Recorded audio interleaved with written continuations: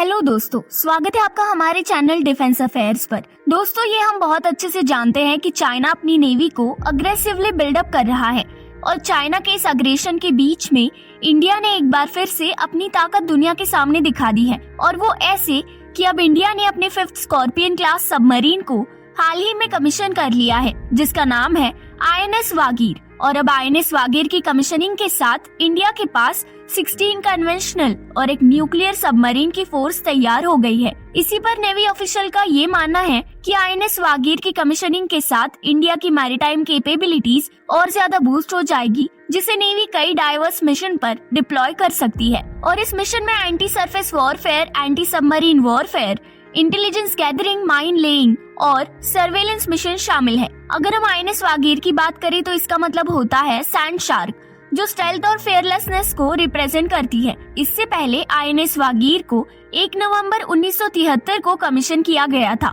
जिसने कई अलग अलग ऑपरेशन और डिटेरेंट पेट्रोलिंग में इंडियन नेवी का बहुत साथ दिया है। इसके बाद डीकमीशन करके इसे 3 साल तक बंद कर दिया गया था और अब इंडियन नेवी ने इसके नए वर्जन को बनाया है। दोस्तों, INS वागीर की कमीशनिंग को एक अचीवमेंट तो मान सकते हैं, पर जिस स्पीड से इंडिया अपने सबमरीन्स अक्वायर कर रहा है वो बहुत ही ज्यादा स्लो है, क्योंकि 2006 में फ्रेंच फर्म नेवल ग्रुप में इंडिया के Mazagon dock ship builders limited के साथ अग्रीमेंट साइन किया था, जिसके अंडर ये दोनों ही कंपनीज मिलकर 6 स्कॉर्पियन क्लास सबमरीन्स को इंडियन नेवी के लिए बिल्ड करने वाली थी, जिनका कॉस्ट करीब $3 बिलियन था। पर जो सबमरीन इंडिया को 2012 में मिलने वाली थी, उसमें इतना ज्यादा डिले हो गया कि वो इंडिया को 2017 में मिली, जिसका नाम था INS कलवरी। और ये वही समय था जब चाइना ने अपनी नेवी को दुनिया की सबसे पावरफुल और बड़ी नेवी बना दिया। आज अगर हम इंडिया की जरूरतों को देखें तो उसे करीब 24 सबमरीन्स की जरूरत है, ताकि वो पहले 30 साल के सबमरीन बिल्डिंग प्लान को पूरा कर सके।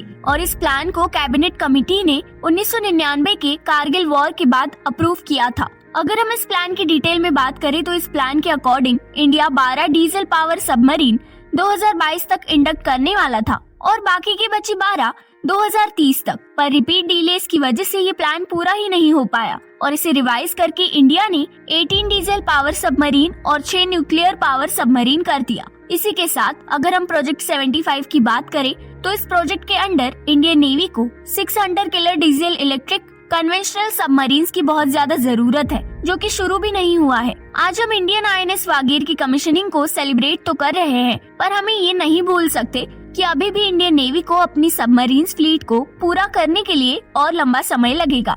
दोस्तों, इस बारे में आपकी राय जरूर बताइए और ऐसी ही नई वीडियोस के लिए चैनल को लाइक, शेयर और सब्सक्राइब करना मत भूलिए।